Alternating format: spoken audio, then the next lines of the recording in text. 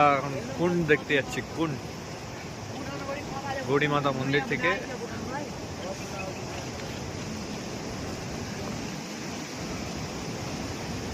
কুন্ড দেখতে যাচ্ছি, যেখানে নাকি সবসময় গরম জল বের হয়, সেটাই দেখতে যাচ্ছি।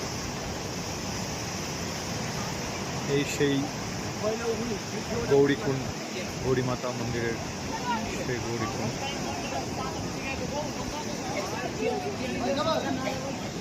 এখানেই স্নান করে গরম জল বের হয়। এখানেই আমরা কালকে ভেবেছিলাম স্নান করব। এই কুণ্ডে গরম জল সবসময় বের হয়। পাশেই অলোকনন্দা,